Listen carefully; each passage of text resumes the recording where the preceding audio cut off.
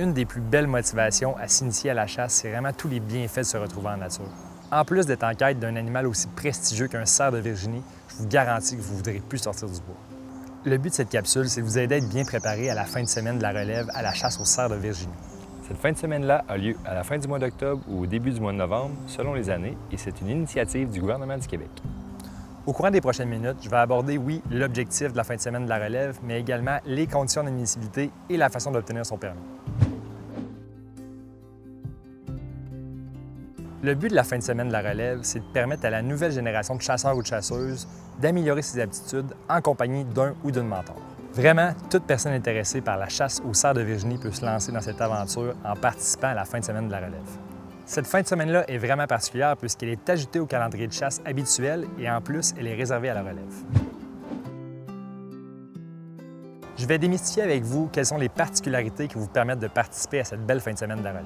Que vous soyez jeune ou moins jeune, tous les débutants à la chasse au cerf de Virginie peuvent s'initier lors de cette fin de semaine de la relève en répondant à certaines conditions d'admissibilité.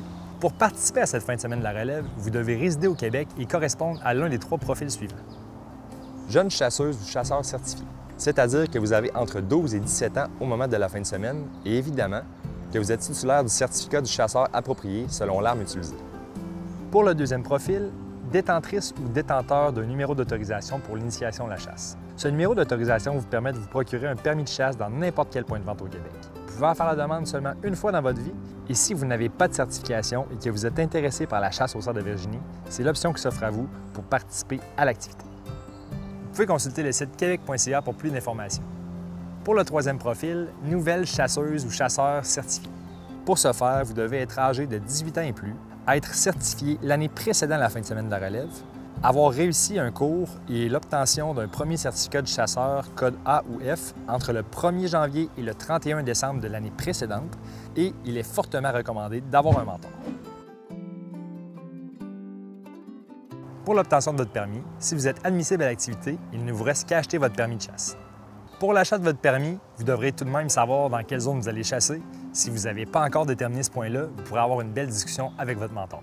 Par la suite, présentez-vous dans un point de vente avec votre carte d'identité, votre certificat de chasseur ou votre numéro d'autorisation et vous pourrez ainsi demander votre permis de chasse au cerf de Virginie pour l'année en cours.